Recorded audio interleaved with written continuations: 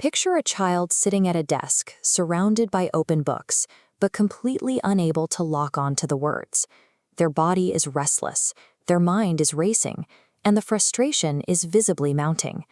For decades, the standard approach to this scenario has been defined by the child's limitations. We categorize attention deficit hyperactivity disorder by observing what a child struggles to achieve: sitting still, finishing tasks, or regulating anger.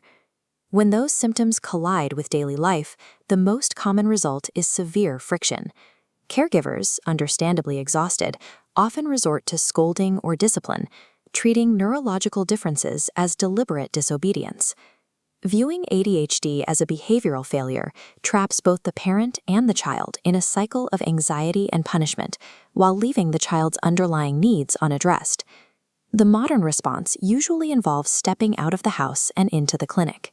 We turn to professional treatments, doctor consultations, and specialized therapy sessions.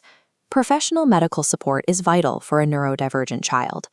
However, a weekly therapy appointment occupies only a tiny fraction of a child's actual lived experience. This diagram maps out the typical support structure for a neurodivergent child, revealing a massive vacuum of care. Clinical care, traditional schooling, and home life operate as completely isolated spheres, leaving wide, unsupported gaps in the child's hour-by-hour reality. A fragmented system leaves a child navigating the hardest parts of their day alone. True progress requires taking clinical insights and integrating them directly into the environments where the child actually learns, plays, and grows. That specific integration is exactly what the SQSF Counseling Center and Smart Library is building. They do not operate as a standard school. They are an integrated child development program designed to close these gaps in care.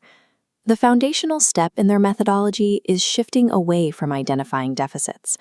Instead, they design systems that leverage a child's high energy and unique cognitive patterns to build specific strengths. Central to this approach is a modern Islamic learning space. This environment provides a sense of peace and a highly structured routine, offering the kind of moral and spatial predictability that neurodivergent minds require to settle.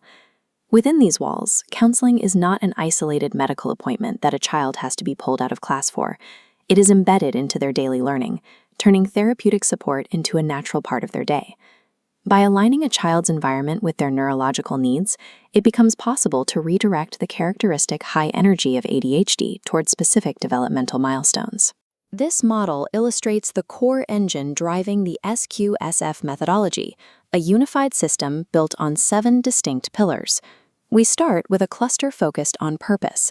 Religion provides the moral compass. Action engages the body, and service connects the child to their community through tangible acts of helping others. The second cluster focuses on future viability. Academic education ensures intellectual development, while career preparation introduces forward-looking skills early on. The structure is grounded by mental health support and science-based learning. Together, they form an interlocking, unified system. Take the action pillar. When a child executes a precise physical movement, like a structured golf swing, they actively engage the brain's executive function. The physical coordination required builds the same neural pathways needed for mental focus and self-control. These 7 pillars function as an interdependent circuit, where progress in physical control directly fuels academic stamina and emotional stability. A philosophy of care sounds good in theory, but proving that an intervention actually works requires strict, quantifiable methodology. This chart maps the child's journey, starting right at admission. A baseline assessment establishes the exact starting data point for the child's behavior, academic level, and emotional regulation at month 0. From there, continuous progress monitoring takes over. Every interaction with the 7 pillars generates daily data, tracking small behavioral shifts as they happen in real time. All of this daily tracking culminates in a rigorous 3-month development review. Here, the behavioral changes are officially observed, quantified, and compiled into a clear trend line for the parents. Real developmental change requires hard documentation.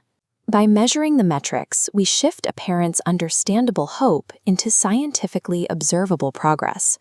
The result of this structured ecosystem is a child who actively sets their own goals, who helps their peers without prompting, and engages enthusiastically with educators. The SQSF program optimizes for 4 measurable outputs: a calm mind, joyful learning, strong character, and practical future skills. When a child achieves these 4 outputs simultaneously, their long-term trajectory changes. They acquire the practical, emotional, and academic tools needed to navigate a complex world independently. This environment provides the specific conditions necessary for children to discover capabilities that are often obscured by the daily friction of a traditional classroom. It is time to stop looking at a child strictly through the lens of their problems and start looking at them entirely through the limitless lens of their potential.